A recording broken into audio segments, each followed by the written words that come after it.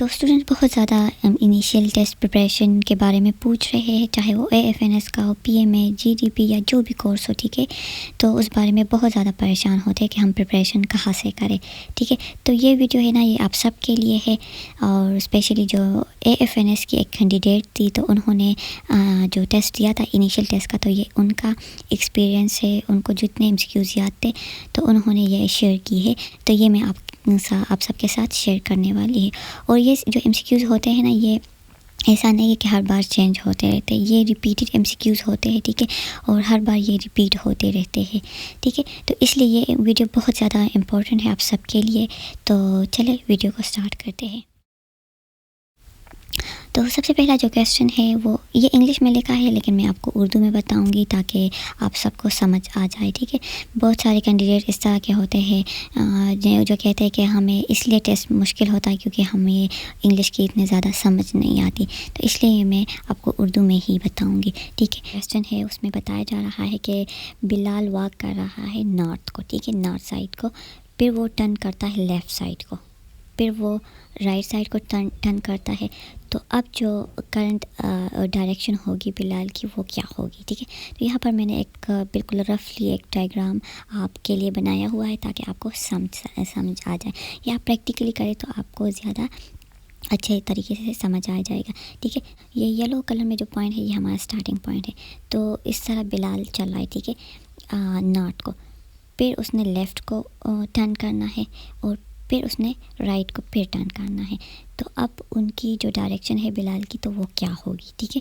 तो आप ये ख़ुद भी प्रैक्टिस करें तो आपको इस तरह बहुत ज़्यादा अच्छी तरीके से समझ आएगा, मेरे समझाने से भी अच्छा।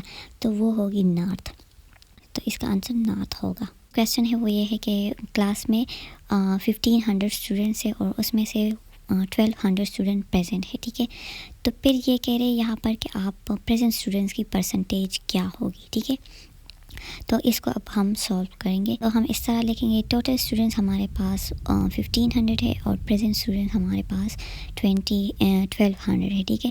तो प्रेजेंट स्टूडेंट्स की हमने परसेंटेज फाइंड आउट करना है, ठीक है। तो इसका जो है ना, ये इस पर जो रूल होता है तो इस आपको सबको पता ही होगा। तो इस रूल के थ्रू ही हमने फाइंड आउट करना है, ठीक है। तो हमने अब करना क्या है, किस तरह इसको फाइंड आउट करना है, ठीक है। तो नीचे जाके हमने इस रूल को फॉलो करना है, अगर आपको ये रूल पता हो तो, ठीक है।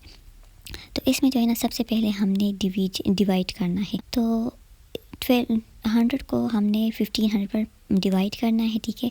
तो इससे हमें ये आंसर मिलता है।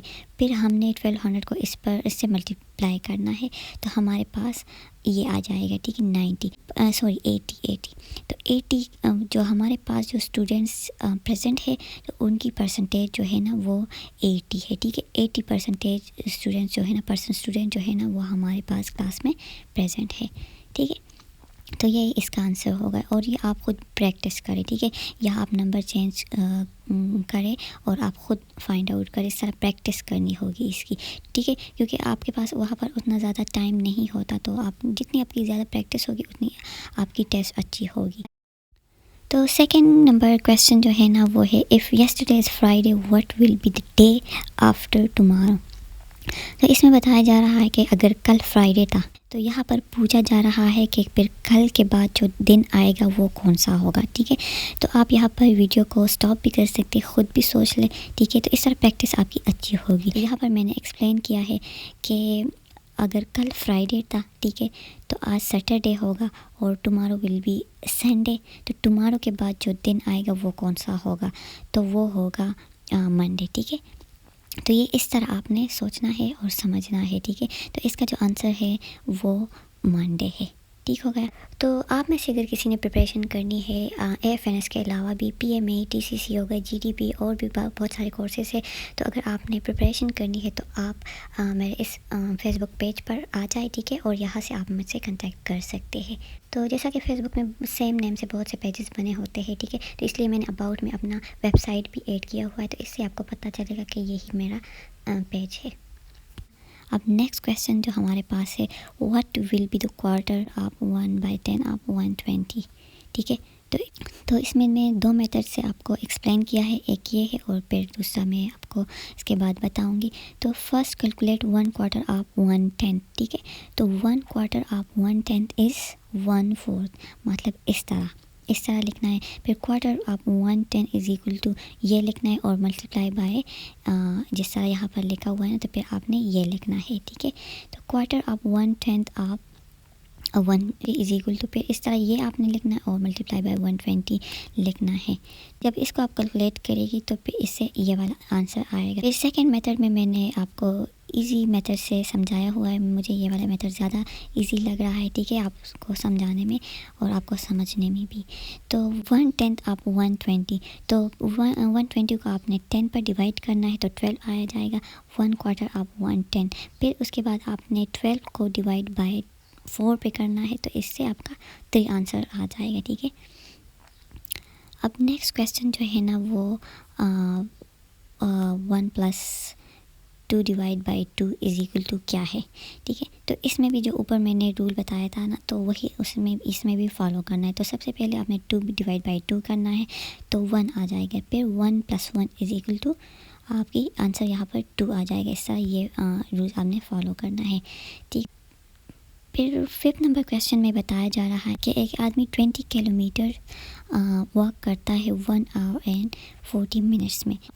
तो फिर 1 किलोमीटर में कितना वो वॉक करेगा। अगर 20 किलोमीटर वो इतना टाइम में करता है तो 1 किलोमीटर फिर कितना टाइम में करेगा।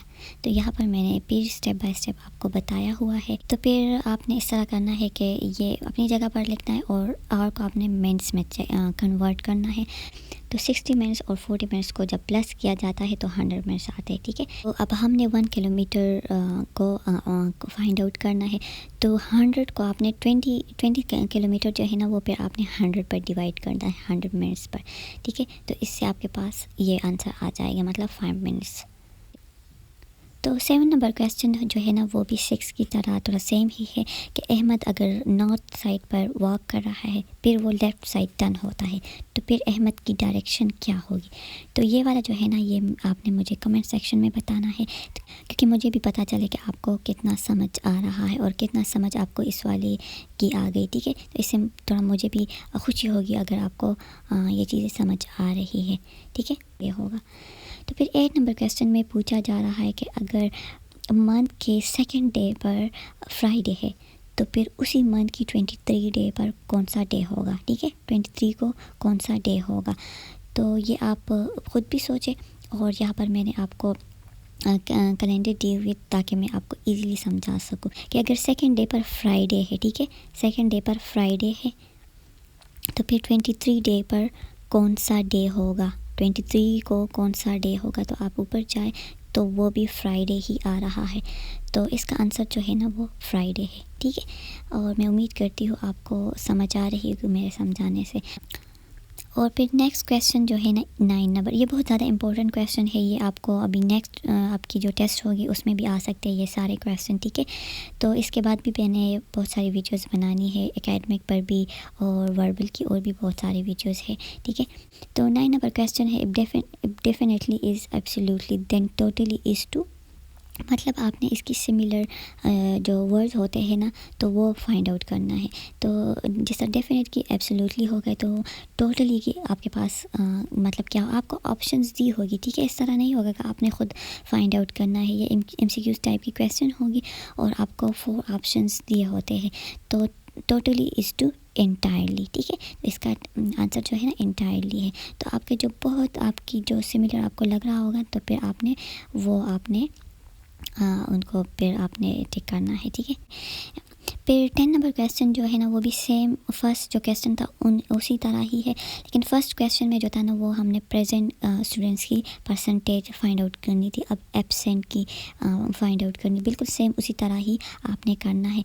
ये आपने मुझे ख़ुद बताना है कमेंट सेक्शन में, ठीक है, कि आपको अगर उस क्वेश्चन की आपको समझ आ गई होगी तो फिर डेफिनेटली आप ये इजीली आप सॉल्व कर सकोगे। तो आपने ये क्वेश्चन और जो 7 नंबर क्वेश्चन मैंने बताया था उनके आंसर्स दोनों आपने कमेंट सेक्शन में मुझे बतानी है, ठीक है।